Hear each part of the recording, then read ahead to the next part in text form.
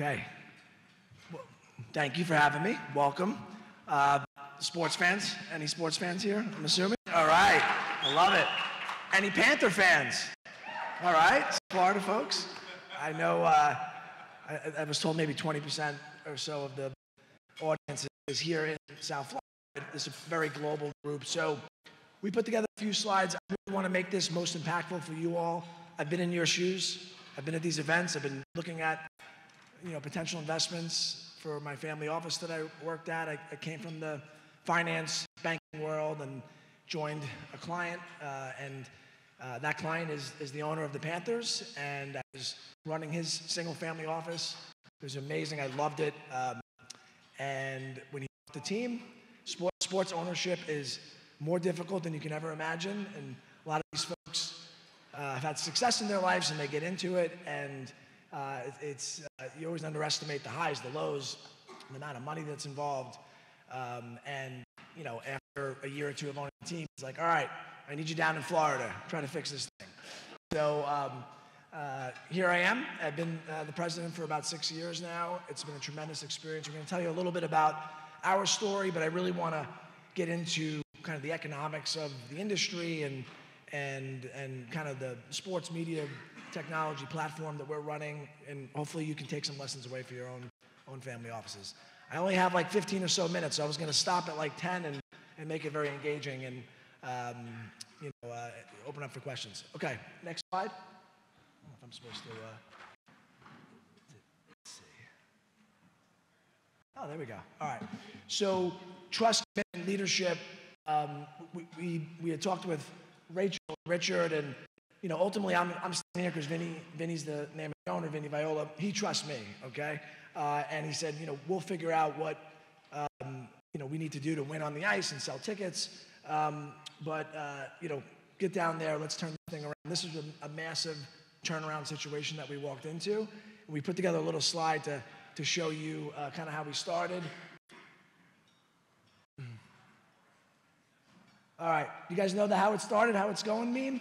This is what the young kids use, all right? So on the left, this is an ice hockey team in South Florida in the middle of the Everglades, okay? You guys are all investments. You're probably all saying, what the hell were you guys thinking, all right? This is not Montreal. This is not New York. You all are here in December in Fort Lauderdale for a reason, right? You want to go out to the beach, but you're all going to come to our game tonight at 7 o'clock, right? You're all coming. I love the suit jackets, by the way. Merry Christmas. But we started, this was the first year we owned the team.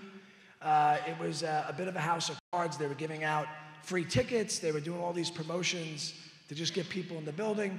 You've probably made investments in companies where they said their revenue was one thing, but when you really dug in and started doing your diligence, it was something else. So we came in, we said, hey, we're going to put a good product on the ice, we're going to win, and we're going to convince people to come out to this arena. So this was one of our first games. There's 5,000 people in this building, okay?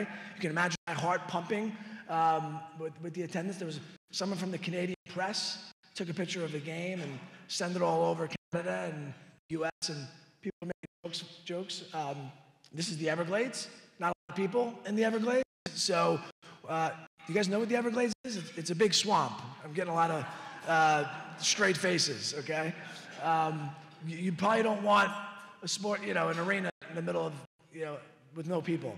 But what we saw, we're not that crazy, but what we saw was, this was 2013, 14, a lot of folks were starting to get into sports. Sports valuations were on the rise.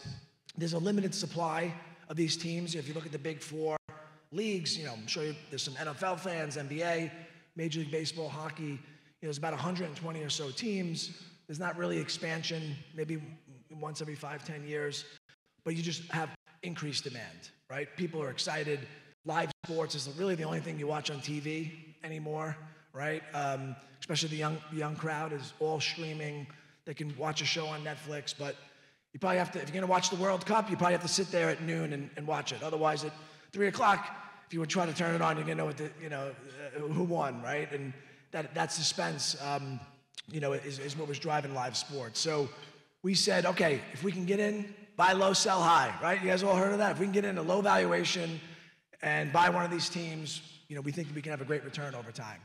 And so Panthers were a team that had a great expansion year, but the kind of the 10, 15 years before we came in, lots of ownership turnover, lots of losses. They were losing a ton of money. So we wound up, buying the team for, let's call it like 20 cents on the dollar, okay? Versus like average NHL teams. Now, as you all know, there's a reason why it was 20 cents on the dollar, right? There was only 5,000 people in the building and it was struggling. As I stand here today, we're rocking and rolling. Place is packed. We'll have a almost sellout crowd tonight. It's going really well. We won what's called the President's Trophy last year. We were the best regular season team in hockey. Now, we didn't win the Stanley Cup, which is the only thing that matters for all you hockey fans, but we're making progress. I'd love to sit here and tell you there was a 5-year strategic plan, and we had these metrics we were going to hit, and here was all the smart financial pro forma bullshit that you guys see on, from the bankers out there. I love you all. I used to be one. But none of us really know what we're talking about, right? We're not in the middle of the Everglades selling the tickets. But we came in and we said, hey, we're going to do this. We're going to have a plan. We're going to hustle. But we're going to do this with some good old blood, sweat, and tears, right? And so it's rock and roll. And I showed some of our banners here. The franchise has been around almost 30 years. But, 3 of these 5 banners we've done, under our leadership and ownership. So we've come a long way. This is Vic and I, not just trying to show pictures of us, but I think we wanted to show the trust that we have with each other. Listen, I don't know shit about hockey, okay? Let me be very honest with you. Now you're probably all saying, how the hell are you running a hockey team? Well, the good news is I know that I don't know any shit about hockey, right? Most people have egos and they do fantasy sports and they're fans and they go out and say, all right, I'm gonna trade this player. We're very humble enough, sit back and find the experts, find subject matter industry people. I grew up a Rangers fan. I grew up watching sport. I love sports, but I never played. I never played at this level, right? I never dug into a locker room and felt the pressure of a Game 7 Stanley Cup final. But you're real with yourself, right? And you get in on the ground, and we went out, we did a whole GM process, and we found like we look at all these folks as our operating partners. And we found a great GM named Bill Zito. He's been with us a couple of years now. He's completely turned the team around. But there was a whole diligence process to find those people. When you go buy a company, you go look for a CEO, a leader. It all comes down to the people on the ground who are getting it done. Vinny knew that I would do that, right? And I wouldn't have the ego to tell the coach who to play tonight, okay?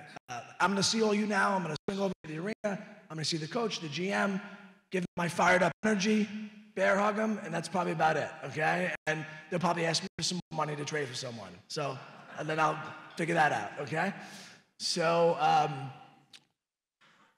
we talked about commitment and leadership. This is something I'm very proud of. Vinny and I have been partners for 15 years now. When I was in the finance world, and then the last 10 or so, I was family office in the team. And when we were really just starting to turn the team around, we get in a trajectory, and then boom, COVID hit, right? All of your businesses have been affected by COVID. You can imagine a live event business. We depend on all of you getting together in a room and watching a game or an arena like ours. So we were decimated. I was sitting next to Vinny in New York when the NBA, if you remember, canceled their first game. World was going bananas. This was like March 12th, 2020. I turned to him. I said, hey, we're probably going to have to lay off our people or furlough our people. We literally have all games, concerts. It's over. You have zero revenue in an instant, okay? And he said, absolutely not. We're building something, important, and it's something we're proud of. We're going to stick by our people, keep them employed. They have enough, his exact line was, they have enough stress in their lives. They're not going to have economic hardship. So he was amazing. I mean, you're talking, we have, okay, I guess I went a little too quick, but Bloomberg did a nice article about how we kept our staff in place. And this was something that we really instituted in the team from day one, is communities at the heart of everything we do. We know we're not just going to we're not sitting in Madison Square Garden in the middle of New York and people are just going to roll to our games all the time. So the more we get out and connect with folks, they're going to build an emotional connection to us. And then we're also, not only are we loyal, but these people are going to be very loyal to us when we get through COVID and get the live events business back up. So this is our numbers pre-COVID and then post-COVID, if you want to call that now. So 2 years ago, March 12th, 2020, we had our best revenue ever at that time. You know, it's not so much, we started from a pretty low base.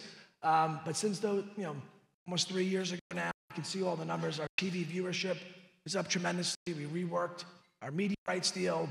Our corporate partnerships, brands have come in. We listed some of them on the right-hand side. AutoNation, Live Nation. You probably heard of some of these big public companies that are out there. Waste Management. We just signed a big deal with Amerant Bank. If you don't know them, they're great. Jerry Plush is their CEO. They're out in Miami and Coral Gables. Phenomenal. So just tremendous growth. A lot of this has to do with the team winning. You know, winning is paramount, but a lot of this is also the blood, sweat, and tears of our staff and treating people well and getting people to be excited. There's a lot of folks that just aren't hockey fans or even sports fans, but you want to bring a family of four out, you want to enjoy a night, you want to see a lot of excitement, entertainment, you come out and see a game. All right, I'm about 3.5 minutes, all right? So I clearly can talk all day, all right? But I want questions. I want to hear from you. What please, right here, sir. So just generalities, how's the investment been doing? So, yeah, great question. So, you know, I mentioned before, we got a very low purchase price, right? And so we came in a very low valuation. Since then, the owner has put in a ton of money, right? A lot of these teams, at least, you know, 5-10 years ago, were losing a lot, right? So if you add the purchase price plus all his capital, we're in the money right now, at least $100 million. So it's probably, you know, a 40% IRR if you do all the math since we bought the team. Now, listen, it's very illiquid. Not everybody can. If we just tried to sell that today, you know, there's only so many people that can buy these things. But Forbes, actually, just yesterday, Forbes came out with valuations. Their numbers are all over the place, but generally speaking, they're in the right direction. All the big media deals, the ESPNs, the Amazon Primes, all this money that's come in to get live sports on their platforms has increased the sports valuation. So we're sitting pretty. There's a team, the Ottawa Senators, that are for sale right now. People are talking about them hitting, you know, $1 billion valuation. If that happens, our numbers are multiples of what I just said. Can we keep that in this room? Is that cool? All right, that's the one confidential thing, but great question. Come on, what else? Please, yeah. Do you pay your doctors? Your doctors pay you to be the doctors for your team? Great question. Yeah, we pay our doctors. Now, we have big partnerships with some local hospitals that have great sports science and you know, orthopedic practices, but our doctors, we pay them and they come to every game and support the team. And that's kind of like the primary care that we give to the players, but then they may want to go see you know, they don't have to use the docs. They can go get their second opinion. Please. With trade deals, and when you're analyzing a trade deal, what has a better or the biggest impact? Is it the fans, the media, the money, the player? How do you analyze a trade? Like a player trade? Yes. Yeah, yes. So that's a great question. Very lively question, whether you realize it or not. We had a monstrous trade that we made this summer that many people would call the biggest trade in the last 25 years, right? So in 2004-05, the NHL went on strike. They actually missed the whole season. The league was actually in danger of becoming extinct, okay? Imagine that, like a full season was missed. So there was a big collective bargaining, and basically, I'm oversimplifying it, but they came up with a hard salary cap that was set by the revenues that come into the team. So all the teams have to play within this salary cap, and then there's also a salary floor. So we had a situation this summer. We won the President's Trophy. We had all this momentum, and I showed you some of the revenue numbers. We're just skyrocketing. Everything was going great. And we had two players that we drafted and had been great and had really helped us with the turnaround situation. But they were at a point where they were ready to get their big deals. And you see this in sports. You prove yourself in your early to mid-20s, and then by the time you're 30, you want to get paid for the last 10 years, you know, but you got 10 years in front of you. And we wanted to re-sign these folks. They were part of our culture. The fans loved them.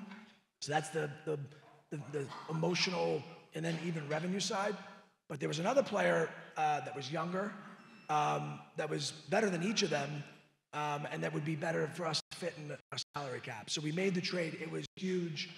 Very rare that teams exchange stars like this, but we just felt like in hockey, you can't just try to win the Stanley Cup every single year. If you go for it and you get a bad contract, you're stuck with it.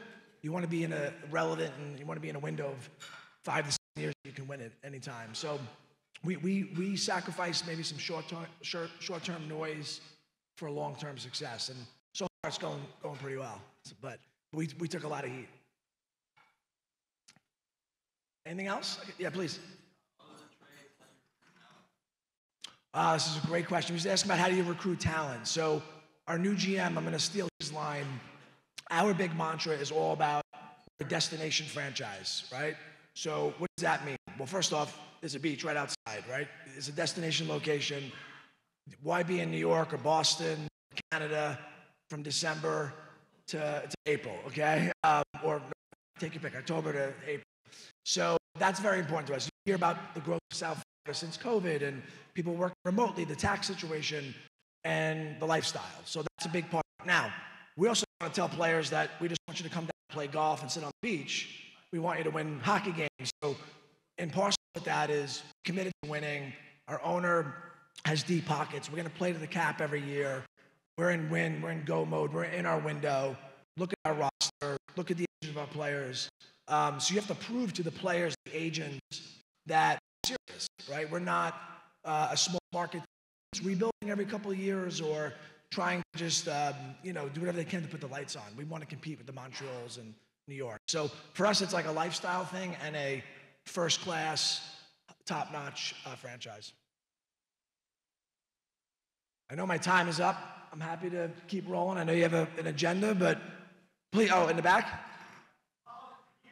Yep. You came into a struggling situation, a struggling hockey team, about a sport that you came into a situation where this team is underperforming, the business is underperforming, about a sport that you know very little about, in a market that's not the typical hockey market, meaning it's not near the Canada border, right? And I don't know if any Florida State or University of Florida hockey teams or anything, but Florida's not a prominent place for hockey, right? What on earth made you think you could come in and take this pennies on the dollar thing and turn it into dollars on the dollar that you spent? Yeah, what was your edge coming into that? Yeah, I was probably naive and young and ignorant. That's probably the real answer. But what you just said is the top left. Literally, I mean, you should be in our PR team, right? The talking points are bang on to what you said. We tried a few deeply experienced industry folks. Our owner just, after a year or two said, you know what? We are in dire straits. I'm not sure, if you sold tickets at the Rangers or in Montreal, I'm not sure that is going to translate down to Florida. We need to try something different, unorthodox. I got this guy in my family office. I trust him with my money, with my kids. He'll figure it out. He's smart. He understands how I talk. I think I'm smart. That's his words. He understands culture. He understands how I run my companies. We will find the experts to advise us on the team and who to draft. So you can assess talent, right? If you're looking at a real estate deal, a manufacturing deal, an ultra healthy deal, which you made me feel really bad, Richard, in the beginning. I'm not doing half the stuff you talked about. I drink a lot of caffeine, fake energy. I'm like, shit. But do the investment. He's bang on. But they, and Vinny's faith in me, right? Vinny, for all his success, was a fan as well. Now he's got a great track record, and I think he realized he can pound me as a family member and yell and scream and push, and I won't get all ego and, hey, I'm the CEO, I got to run things. So it's a great question. It sounds cool. Wow, you're 35 years old. You're going to be the youngest, CEO in sports. You're going to be in sports. I'm a huge sports. My buddies were like, "Oh my God, this is amazing." But I mean, this is what we were looking at. This is some tough, dire straits. Never knew it was going to result in this, and also, we made so many mistakes. The number of things we did wrong. People love to just brag about the numbers and the increases. but we were very real with ourselves. The worst thing to do is if you make a mistake and you know it, don't defend it because it's your idea and you don't want to get blamed, and don't start finger pointing. Roll up your sleeves, fix it, be real with yourself, and move on. That's kind of our story at the end of the day. So I guess you can figure it out if you just put your head down. So sorry, I can keep going. You guys want to cut me off? Time. He's telling me it's time. Thanks, everybody. Appreciate the time.